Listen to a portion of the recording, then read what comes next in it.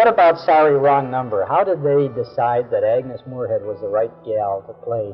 I don't think they decided at all. The script was written for me by Lucille Fletcher, and it was presented to me. I started to read it, and it got so nerve-wracking that I thought, no one will listen to this, because it just unnerves you as you go along in the story. Bill Spear was the director. He asked me what I thought of it, and I said, well, it's a harrowing story. It would be kind of fun to do, because it is it's a tour de force. We went on the air with it. The first time we went on the air, they got so excited at the very end that they didn't do the right ending. The men were so excited that it kind of frustrated them. The actors? The actors and the sound. And so there were a great many people who had been listening in, and they called in and said, what is the end of it? Tell us the end of it. So in about 5 weeks, I repeated it. It was almost a command performance about once, I don't know, I did it 18 times on the air. 18? Yes. Oh, my goodness. You made recordings? Then I made a recording of it with Decca. On Sunday, October 20th, 1957, at 4:35 p.m. Eastern Time, the just-heard Agnes Moorehead starred for the 7th time in Suspense's adaptation of Lucille Fletcher's harrowing story, Sorry, Wrong Number.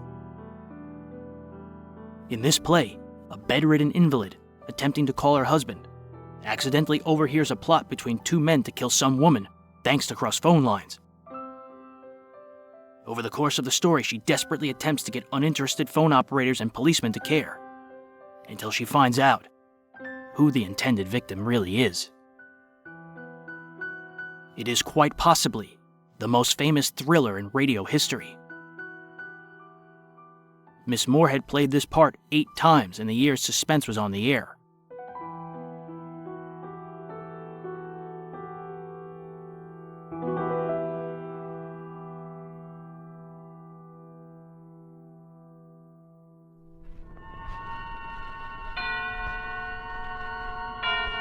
Suspense. And the producer of radio's outstanding theater of thrills, the master of mystery and adventure, William N. Robeson. Radio drama is an art form which developed slowly during the quarter century between the perfecting of the audio tube of Dr. Lee DeForest and the video tube of Dr. Vladimir Zwoyorkin. We feel that great radio plays, just as great stage plays, should be revived from time to time. So, we are presenting a revival of one of the most famous radio plays of all time, Lucille Fletcher's unforgettable Sorry, Wrong Number. And of course, there is only one actress in the world entitled to play the leading role of the harassed Mrs. Stevenson. She who created the role 14 years ago, Miss Agnes Moorehead. Listen then to Sorry, Wrong Number, which begins in exactly 1 minute. We have, together, ample capacity and freedom to defend freedom. This is NATO, the North Atlantic Treaty Organization. Day after day, month after month, since April 4th, 1949, the activities of the North Atlantic Treaty Organization have moved steadily forward on many fronts. This complete cooperation must and will continue, because the concept of national self-sufficiency is out of date. Countries of the free world are interdependent, and only in genuine partnership and by combining their resources, sharing tasks in many fields, can progress and safety be found. The United States of America is a part of NATO. You should be aware of and alert to the objectives and programs of the North Atlantic Treaty Organization. And now, Sorry, Wrong Number, starring Miss Agnes Moorehead. A tale well calculated to keep you in suspense.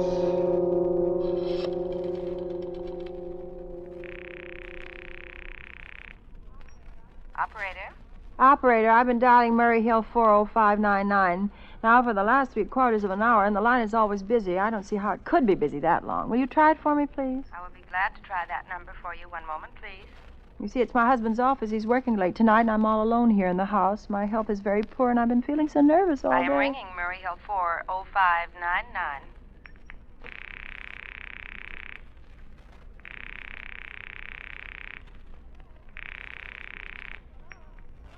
Hello? Hello? Hello, is Mr. Stevenson there? Hello? Hello? Hello? Hello? Hello, George? Yes, boss. This is George speaking. Hello? Who's this? What number is this, please? I'm here with our client. Oh, good. Is everything set up for tonight? Well- Yes, George. He says everything is set up. Good. What number is this, please? Where are you now? In a phone booth. Don't worry, everything is okay in my department. Very well. You got the address? Sure, I got it all cased.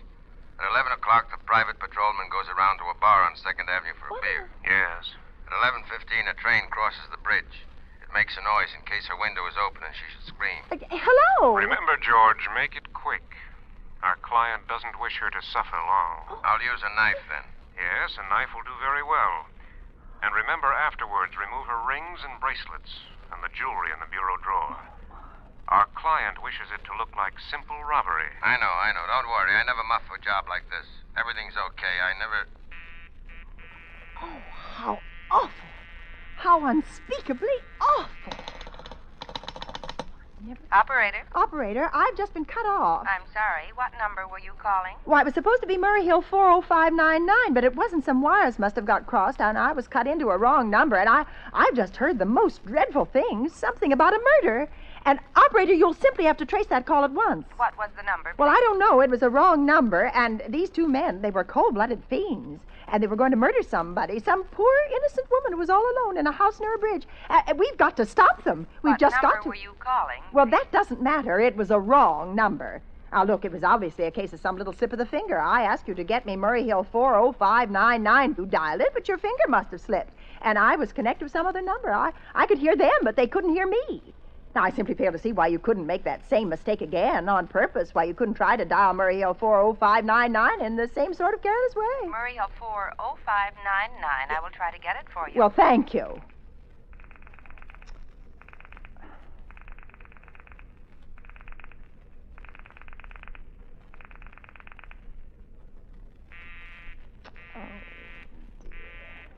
I'm sorry, Murray Hill 40599 is busy. But, operator... Yes, ma'am? You didn't try to get that wrong number at all. I asked you explicitly, and all you did was dial correctly. I'm sorry. I will connect you with the supervisor. Well, please. This is the supervisor. May I help you? Yes, I want you to trace a call, a telephone call, immediately. I don't know where it came from or who was making it, but it's absolutely necessary that it be traced, because it was about a murder that someone's planning. A terrible, cold-blooded murder of a poor, innocent woman, tonight, at 11:15. I see. Well, can you trace it for me? Can you track down those men? I'm not certain. I can try. May I have your name, please? Mrs. Stevenson, Mrs. Elbert Stevenson. But listen... And your telephone number, please? Plaza 37599. But if you go on wasting all this time... Why do you want this call traced, please? Why? Well, I told you why. These men sounded like killers. They're dangerous. They're going to murder this woman at 11:15 tonight, and I thought the police ought to know. Have you reported this to the police? Well, no, not yet. You want this call checked purely as a private individual? Well, yes, but meanwhile... I'm sorry, Mrs. Stevenson, but I'm afraid we couldn't trace the call just on your say-so as a private individual. Oh. We'd have to have something more official. Oh, for heaven's sake. Well, all right, I'll call the police. Thank you. I'm sure that would be the best way to get... Oh, ridiculous.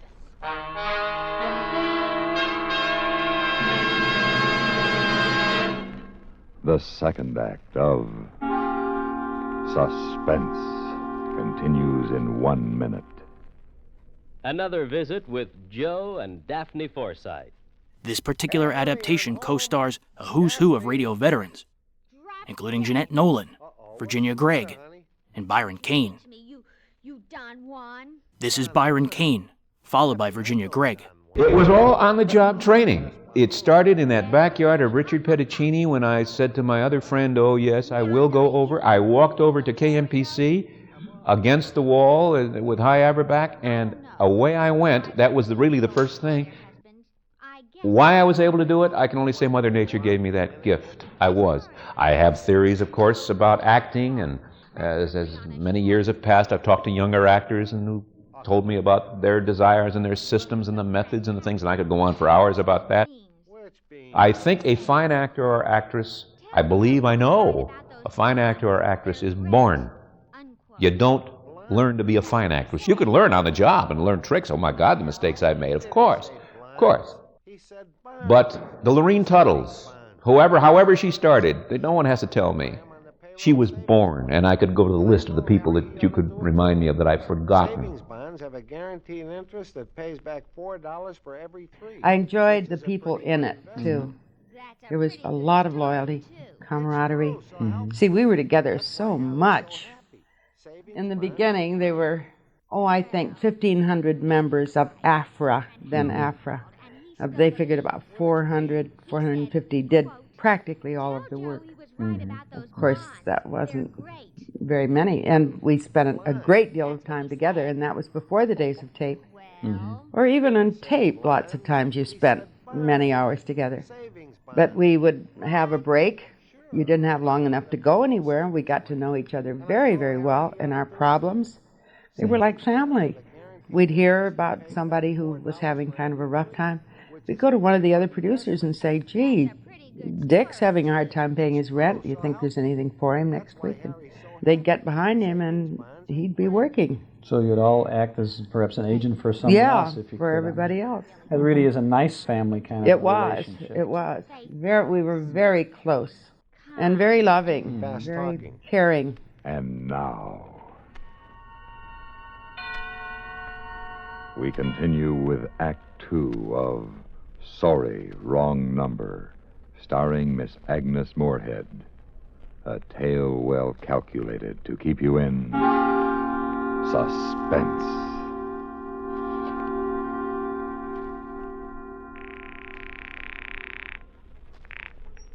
Operator? The police department. Get me the police department, please. Thank you. I will connect you with the police department. Oh, dear. You have to dial? Can't you ring them directly? Police station, precinct 43, Sergeant Martin speaking. Police department? This is Mrs. Stevenson. Mrs. Elbert Smythe Stevenson of 53 North Sutton Place. I'm calling up to report a murder. I mean, the murder hasn't been committed yet, but I overheard plans for it over the telephone, over a wrong number that the operator gave me. Yes, ma'am. It was a perfectly definite murder. I heard their plans distinctly. 2 men were talking, and they were going to murder some woman at 11:15 tonight. She lived in a house near a bridge. Are you listening to me? Yes, ma'am. And there was a private patrolman on the street. He was going to go around for a beer on 2nd Avenue. And there was some third man, a client, who was paying to have this poor woman murdered. They were going to take her rings and bracelets and use a knife. Well, it's just unnerved me dreadfully, and I'm not well. I see, and when was all this, ma'am? About 8 minutes ago. And what was that number you were calling? Murray Hill 40599, but that wasn't the number I overheard. I mean, Murray Hill 40599 is my husband's office. He's working late tonight, and I was trying to reach him to ask him to come home. I'm an invalid, you know, and it's the maid's night off, and I hate to be alone, even though he says I'm perfectly safe as long as I have the telephone right beside my bed. Well, we'll look into it, Mrs. Stevenson, see if we can check it with the telephone company. Check it! I've already taken care of that.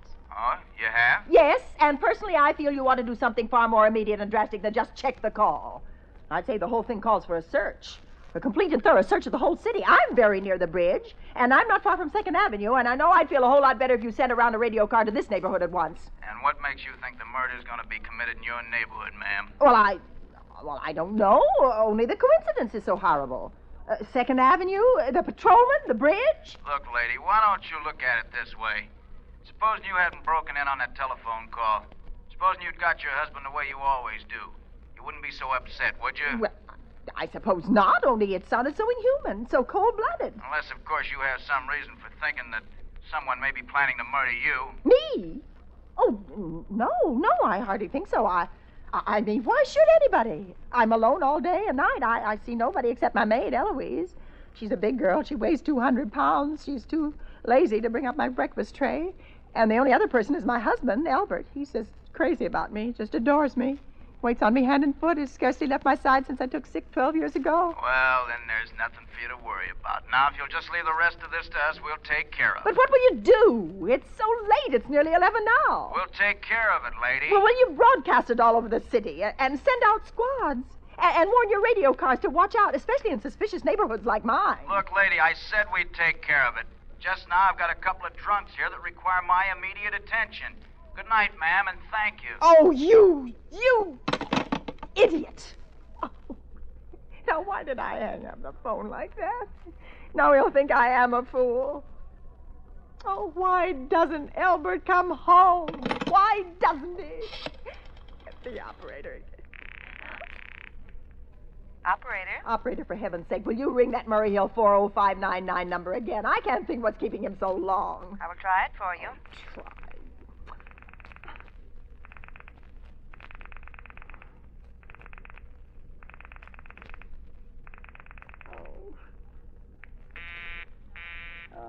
I'm sorry, Murray Hill 40599 is busy. I can hear it. You don't have to tell me. I know it's busy. Oh, if I could only get out of this bed for a little while.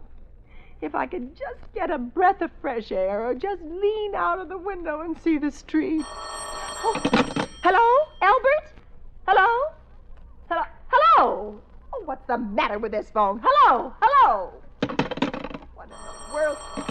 Hello? Hello? Oh, for heaven's sake, who is this? Hello? Hello? Hello? What in the world? What are they trying to do to me anyway? Operator? Hello, operator. I don't know what's the matter with this telephone tonight, but it's positively driving me crazy. I've never seen such inefficient, miserable service. Now, look, I'm an invalid, and I'm very nervous, and I'm not supposed to be annoyed. But if this keeps on much longer... What seems to be the trouble, please? Well, everything's wrong. I haven't had one bit of satisfaction out of one call I've made this evening. The whole world could be murdered for all you people care, and now my phone keeps ringing and ringing and ringing and ringing every 5 seconds, and when I pick it up, there's no one there. I'm sorry. If you will hang up, I will test it for you. I don't want you to test it for me. I want you to put that call through, whoever it is, at once. I'm afraid I can't do that. You can't? Oh, you can't. And why? Why, may I ask? The dial system is automatic. Automatic? And meanwhile, I've got to sit here in my bed suffering every time that phone rings, imagining everything. I will try to check the trouble for you. Oh, for heaven's sake, I'm going to go out of my mind. Hello? Hello, stop ringing me. Do you hear? Answer me. Who is this? Do you realize you're driving me crazy? Who's calling me? What are you doing it for? Now, stop it. Stop it. Stop it. I say, hello. If you don't stop ringing me, I'm going to call the police. You hear? The police. Oh, if Albert would only come home. Oh, let it ring. Go on, ring. A trick of some kind. I won't answer that one. Go on, ring, ring, ring. Ring.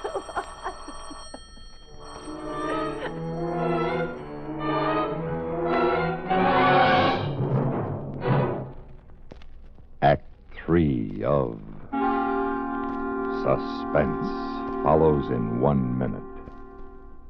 Can an act of heroism be symbolized? It can and is in one of its most distinguished forms. Would you say that that was your most exciting radio performance? No. I've had loads of exciting radio performances. I don't think that that's just happens to be a memorable one, but I mean, there are many of them. Many of the ones on Cavalcade of America. Oh, so many of them that were exciting. Red, white, and blue. This is the Army's Distinguished Service Medal, awarded to military personnel for exceptionally meritorious service to the government in a duty of great responsibility.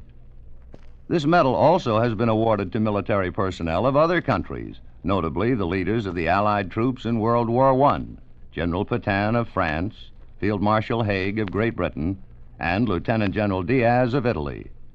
In nature and background, the Distinguished Service Medal is somewhat similar to the Legion of Honor bestowed by France. Only a few are worthy. Only a few can measure up to this symbol of selfless dedication, a vital and living form of freedom. And now, we continue with Act 3 of Sorry, Wrong Number, starring Miss Agnes Moorehead. A tale well calculated to keep you in suspense.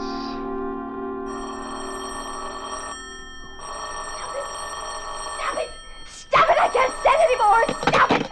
Hello! What do you want? Stop ringing, will you? Stop it! Just stop. Hello, is this Plaza 37599? Oh, yes. Yes, I'm sorry. This is Plaza 37599. This is Western Union. I have a telegram here from Mrs. Albert Stevenson. Oh, well, I'm Mrs. Stevenson. The telegram is as follows. Darling, terribly sorry. Tried to get you for last hour, but line busy. Oh. Leaving for Boston 11 p.m. tonight on urgent business. Oh, no. Back tomorrow afternoon. Keep happy. Love, signed Albert. Oh, no. Do you wish us to deliver a copy of the message? No, thank you. Thank you, madam. Good night. Good night.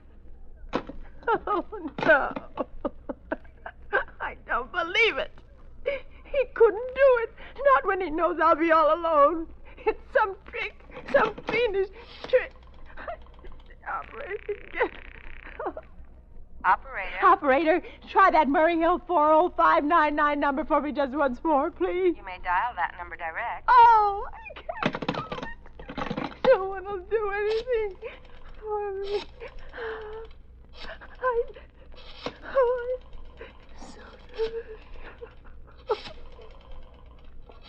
Oh, it's got to be there.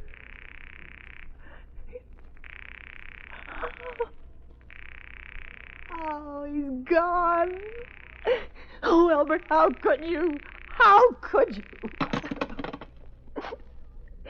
I can't be alone tonight. I just can't. If I'm alone one more second, I'll go mad. I don't care what he says or what the expense is. I'm a sick woman.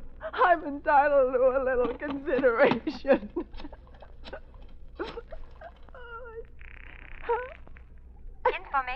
Information. I want the telephone number of Henchley Hospital. Henchley Hospital? Do you have the street address? No, but it's somewhere in the 70s. It's a very small, private, and exclusive hospital where I had my appendix out 2 years ago. Henchley, H-E-N-C... One moment, please. Well, please hurry. And please, what is the time? You may find out the time by dialing Meridian 71212. Oh, for heaven's sake, I've no time to be dialing. The Henchley Hospital is Butterfield 8. Butterfield 2598. Oh. Butterfield 8. 2, 5, 9, 8.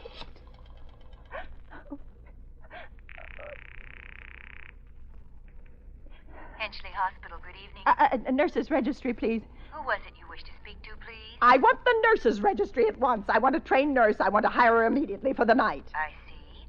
And what is the nature of the case, madam? Nerves! I'm very nervous. I need soothing and companionship. You see, my husband is away. Have you been recommended to us by any doctor in particular, madam? No. And our superintendent has asked us to send people out only in those cases where the physician in charge feels it is absolutely necessary. Well, it is absolutely necessary. I'm a sick woman. I'm very upset. I'm alone in this house, and I'm an invalid. And tonight I overheard a telephone conversation that upset me dreadfully. In fact, if someone doesn't come at once, I'm afraid I'll go out of my mind. I see. Well, I'll speak to Miss Phillips as soon as she comes in. Miss Phillips? And what is your name, madam? When do you expect her in? Well, I really couldn't say. She went out to supper at 11 o'clock. 11 o'clock? But it's not 11 yet. Where's my clock? Oh, my clock has stopped. Oh, what time is it? Just 15 minutes past 11. Oh, what was that? What, madam?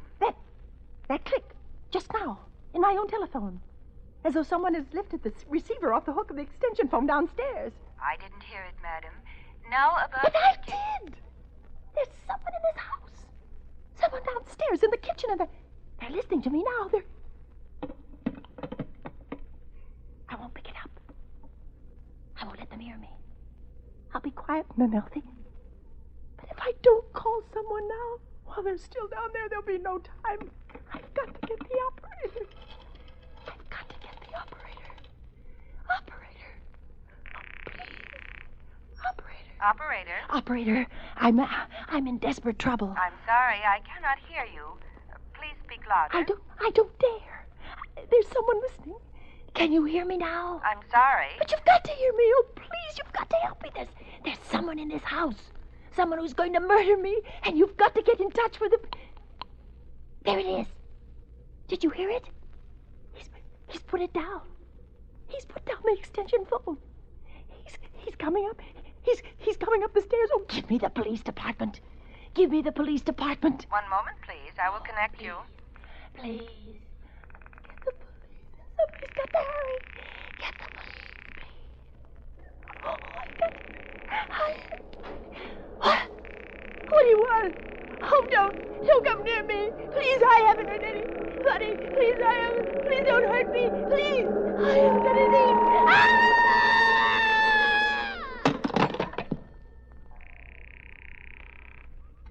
Police Department, Precinct 43, Sergeant Martin speaking. Police Department, Precinct 43, Sergeant Martin speaking. Police Department? Sorry, wrong number. Don't worry, everything is okay here.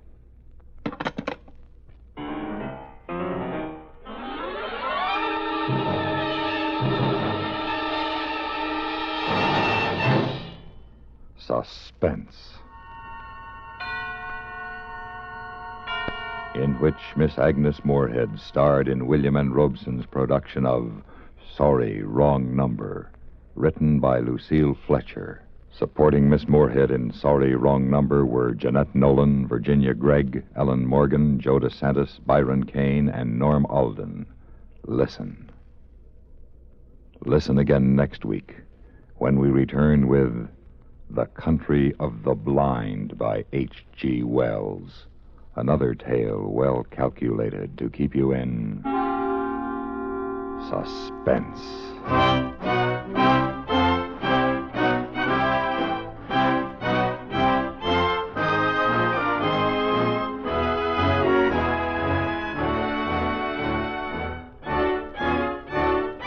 Suspense has been brought to you through the worldwide facilities of the United States Armed Forces Radio and Television Service.